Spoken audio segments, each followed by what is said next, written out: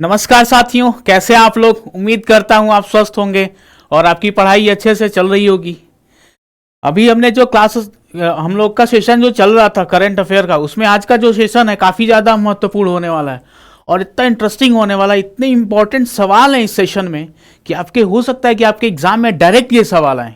ठीक है, तो काफ़ी ध्यान से देखना है इस सेशन को और इस सेशन के अंत में तक आपको बने रहना है और कमेंट करना है कि इसमें से कौन सी जानकारी आपके पास थी। ठीक है, तो उसी फॉर्मेट में एग्जाम में जैसा आता है सवाल, उसी फॉर्मेट में हम ये सेशन स्टार्ट करते हैं जैसा कि हमारा हर एक सेशन होता है। तो देखते हैं आज का हमारे सामने पहला सवाल कौन सा है। आइए देखते हैं। हमारे सामने पहला सवाल जो है, पहला सवाल है वो कहता है कि प्रारंभ 2026 आयकर विभाग का राष्ट्रव्यापी जागरूकता अभियान। देखिए, जागरूकता अभियान, ये भी फैक्ट आपको ध्यान रखना है। आपसे एग्जामिनर पूछ सकता है कि यह अभियान किस तरीके का है, तो किस तरीके का है, जागरूकता अभियान है, किस मंत्रालय से संबंधित है। जैसा कि हमारे एग्जाम में आता है, मिनिस्ट्री से काफी रिलेटेड सवाल आते हैं। अभी आने वाला जो हमारा यूपी कांस्टेबल का, होमगार्ड का, उसके बाद में एसएससी जीडी और रेलवे ग्रुप डी के जो एग्जाम है, इसी फॉर्मेट में सवाल आएंगे, एग्जैक्ट ऐसी फॉर्मेट में आते हैं। तो हमारा आंसर क्या होगा, प्रारंभ 2026, प्रारंभ 2026 किस मंत्रालय के अंतर्गत इस अभियान को, जो राष्ट्रव्यापी जागरूकता अभियान है, किस मंत्रालय के अंतर्गत इसको अभियान को चालू किया गया है। हमारा है option A, ministry of finance, मतलब कि वित्त मंत्रालय के अंतर्गत इस अभियान को चलाया गया है 2026 प्रारंभ। ठीक है, इसमें इस अभियान का शुरुआत किसके द्वारा किया गया, तो जो मंत्री हैं निर्मला सीतारमण जी, उनके द्वारा किया गया। और जो आयकर इनकम टैक्स 2025 लॉ है, उसके बारे में जानकारी प्रोवाइड की गई है, कितनी सहजता से और सुगम तरीके से उसको रोल आउट किया जा सकता है, मतलब उसको सुचारू रूप से चलाया जा सकता है, ताकि जो इनकम टैक्स भरते हैं उनको आसानी हो। इसके लिए जागरूकता चलाया गया उसी अभियान को प्रारंभ 2026, जो कि मिनिस्ट्री ऑफ फाइनेंस से रिलेटेड है। ठीक है, हमारे सामने देखते हैं दूसरा सवाल क्या है। दूसरा सवाल है, union minister doctor Jitendra Singh was conferred life time achievement award in medicine and diabetes, he is associated with which ministry. देखिए, आपसे इस सवाल में आपके पास दो इंफॉर्मेशन है। एक तो किसको मिला है, डॉक्टर जितेंद्र सिंह को। ठीक है, उसके बाद से जो दूसरा फैक्ट है इस सवाल में, किसके लिए मिला है लाइफ टाइम अचीवमेंट अवार्ड, किस में मिला है, मिला है डायबिटीज और मेडिसिन में। उसके बाद से जो तीसरा सवाल जो आपसे पूछा गया इस क्वेश्चन के माध्यम से, कि किस मिनिस्ट्री, कौन सा मंत्रालय डॉक्टर जितेंद्र सिंह के पास में है, तो ऑप्शन ए है ministry of health and family welfare, ministry of science and technology, ministry of home affair या मिनिस्ट्री ऑफ आयुष। तो आंसर क्या होगा हमारा, ministry of science and technology. कौन सा, विज्ञान एवं प्रौद्योगिकी मंत्रालय, इनके पास में। और कौन सा मंत्रालय है, डॉक्टर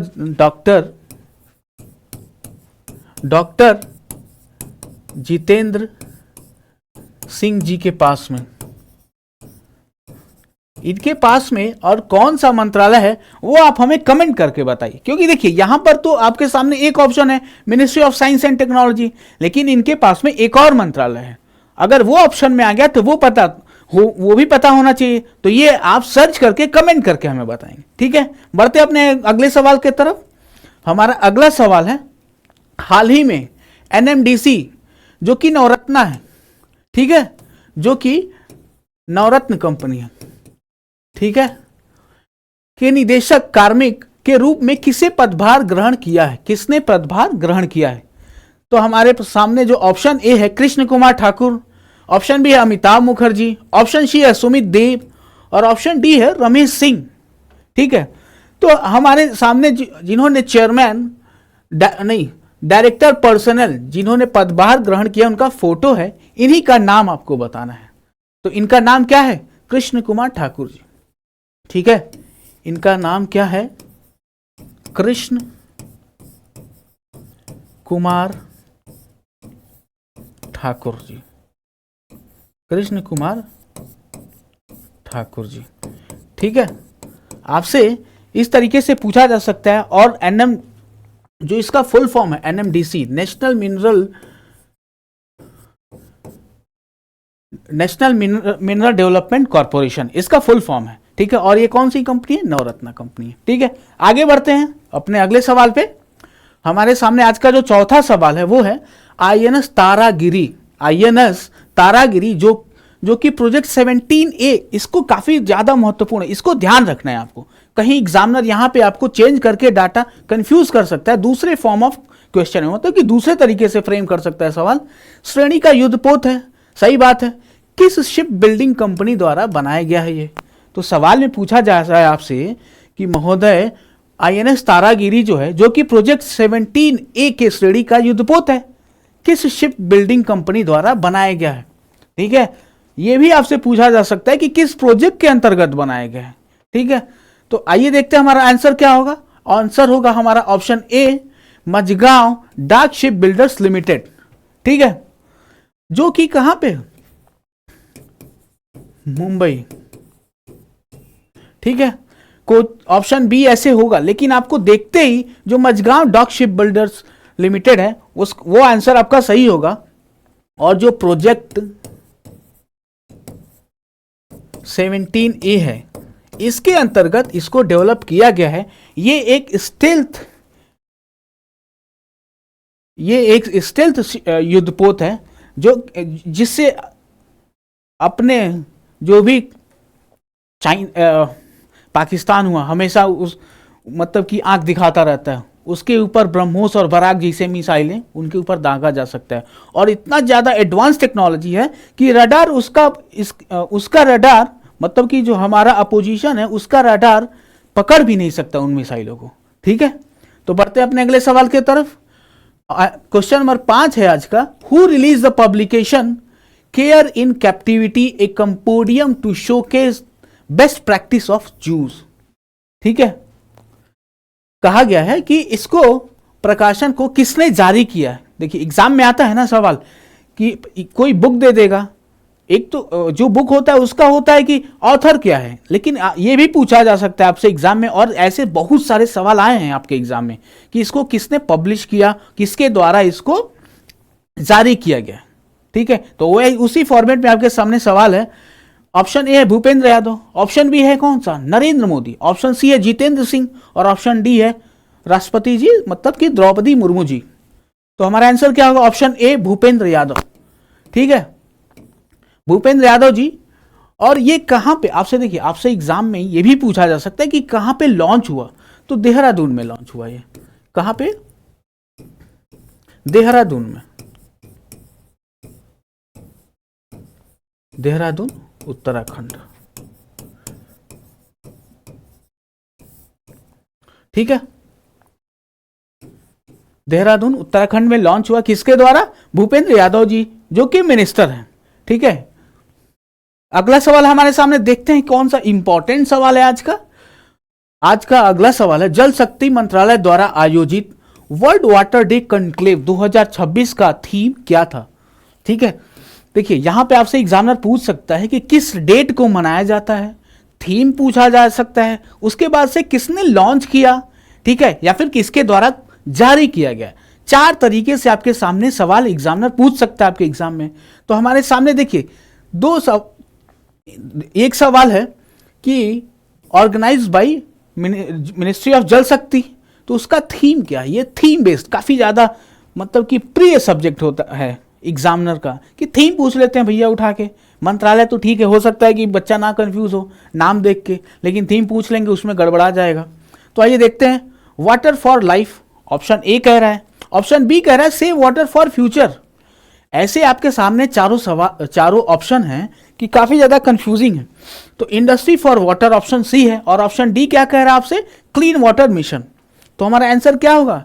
इंडस्ट्री फॉर वाटर। काफी ज्यादा इंपॉर्टेंट है ये सवाल आपके एग्जाम के लिए, और इसको ध्यान रखना है, कंफ्यूज नहीं होना। देखिए चारों ऑप्शन जो होते हैं आपके एग्जाम में काफी ज्यादा कंफ्यूजिंग होते हैं, सिमिलर एक समान दिखते हैं ऑप्शन, तो कंफ्यूज नहीं होना है। ठीक है, तो देखिए उसके बाद से जो वर्ल्ड वाटर डे है आपसे एग्जामिनर ये भी पूछ सकता है, तो ये कब होता है? 22 मार्च को। ठीक है, ये कब होता है? 22 मार्च को। और किसके द्वारा इनॉग्रेशन हुआ? तो जो ऑनरेबल मिनिस्टर हैं, जल शक्ति मिनिस्टर श्री CR पाटिल जी। देखिए उनका ये फोटो है, CR पाटिल जी, CR पाटिल जी, ठीक है।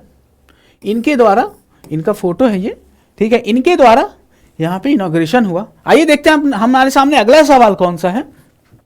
International conference on carbon market प्रकृति 2026, देखिए प्रकृति 2026 का आयोजन हाल ही में किस संगठन के द्वारा किया गया है, ठीक है, किस संगठन के द्वारा किया गया, ये आपसे सवाल पूछा जा सकता है। देखिए एग्जामिनर आपको अगर फंसाना चाहे, अगर आपके फैक्ट क्लियर नहीं है, तो एक ही सवाल को 4 तरीके से फ्रेम करके आपको कंफ्यूज कर सकता है।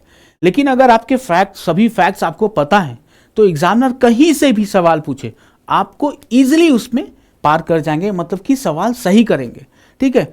तो ऑप्शन ए है bureau of energy efficiency, option B है नीति आयोग। देखिए जो ऑप्शन है कितना ज्यादा कंफ्यूजिंग है। Central pollution control board, Indian council of forestry research. तो हमारा आंसर क्या होगा, आंसर होगा ब्यूरो ऑफ एनर्जी एफिशिएंसी, ठीक है। तो एनर्जी ऑफ ब्यूरो एफिशिएंसी द्वारा आयोजित किया गया क्या, कॉन्फ्रेंस ऑन कार्बन मार्केट प्रकृति 2026। आप देखिए ये कॉन्फ्रेंस हुआ है, किस मंत्रालय के अंतर्गत हुआ है, उसके बाद से किस मिनिस्टर साहब ने इसका इनॉग्रेशन किया है, ये भी आपसे एग्जाम में सवाल पूछा जा सकता है। तो मिनिस्ट्री ऑफ पावर, उसके बाद से मिनिस्ट्री ऑफ पावर और ministry of forest environment,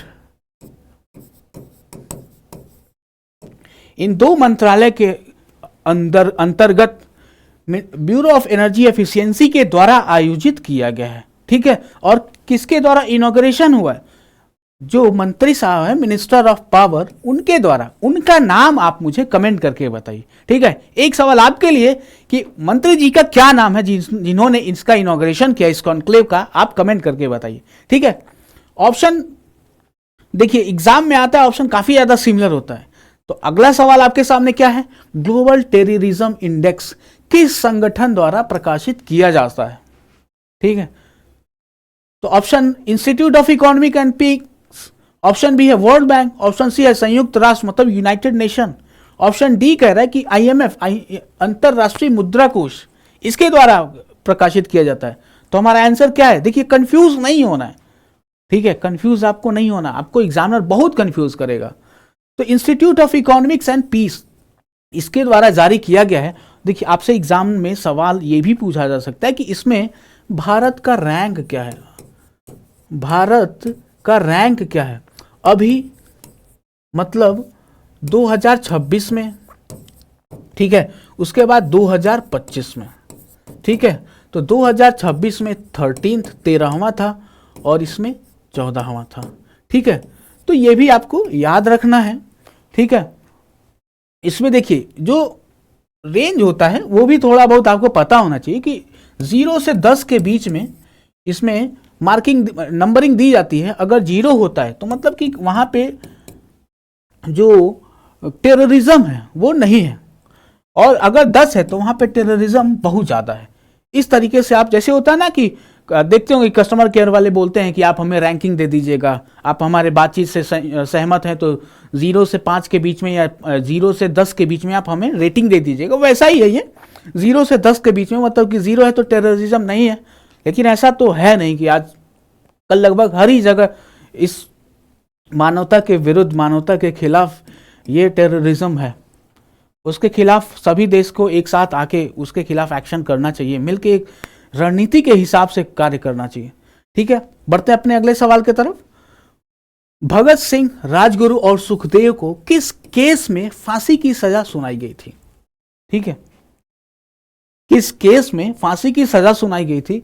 Kakori conspiracy case, Lahore conspiracy case, Meerut conspiracy case और अलीपुर बॉम्ब केस, ठीक है। देखिए आज का दिन है 23 मार्च, और इनको फांसी कब, आज ही के दिन हुआ था 23 मार्च, लेकिन कब हुआ था? 1931 को, ठीक। यहां पे लिखा भी है 23 मार्च 1931 इनको फांसी हुई थी। और किस केस के अंतर्गत हुआ था?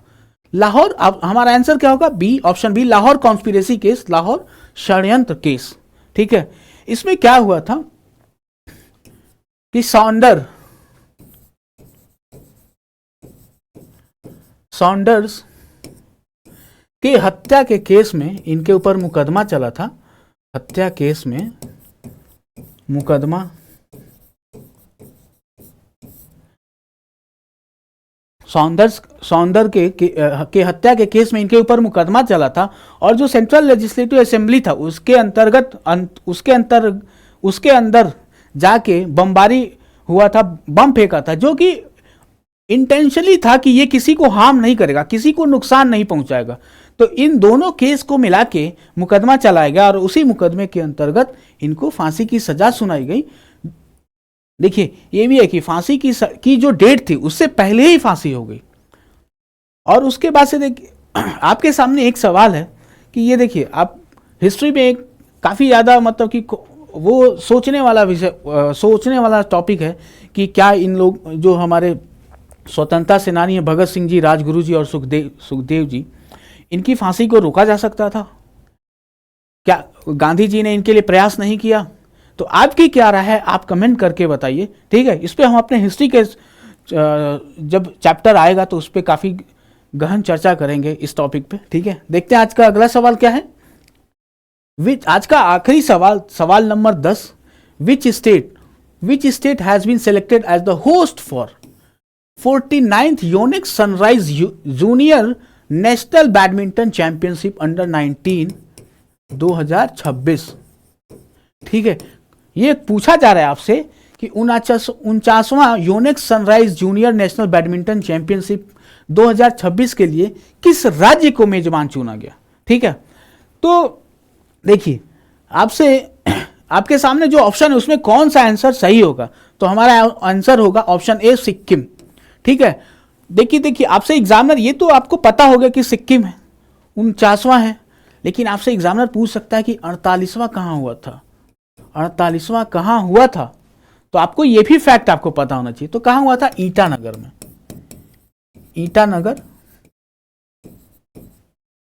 ईटानगर कहाँ की राजधानी है? ईटानगर अरुणाचल प्रदेश की राजधानी है, अरुणाचल प्रदेश। जो 48वां इसका जो सेशन था, ठीक है, ये 49वां की बात कर रहे हैं, जो कि कहाँ आयोजित होगा? सिक्किम में होगा। लेकिन 48वां कहाँ हुआ था? वो हुआ था अरुणाचल प्रदेश के ईटानगर में। ठीक है, तो ये फैक्ट्स आपको ध्यान रखने हैं। देखिए काफी ज्यादा इंटरेस्टिंग था ये आज का सेशन, और जो इंपॉर्टेंट सवाल थे आपके लिए, आपके एग्जाम में जो अभी आने वाले एग्जाम है, कांस्टेबल का होगा, फिर उसके बाद में आपका एसएससी जीडी, उसमें फैक्ट बेस्ड सवाल आते हैं करंट अफेयर के, और उसके बाद से जो group D, RRB group D का, उसमें तो ऐसे ही हमें लगता है कि यहां से सवाल ऐसे ही उठ के आ जाएंगे आपके एग्जाम में। आपके एग्जाम में ऐसे दिख सकते हैं इस सेशन के सवाल, क्योंकि काफी मेहनत करके इस सवाल को फ्रेम किया जाता है आपके लिए। ठीक है, तो अच्छे से पढ़ाई करिए, और आपसे जो सवाल पूछा जाता है उसको कमेंट करके बताया करिए। ठीक है, आप अच्छे से पढ़ाई करिए, अपना ख्याल रखिए। Thank you so much.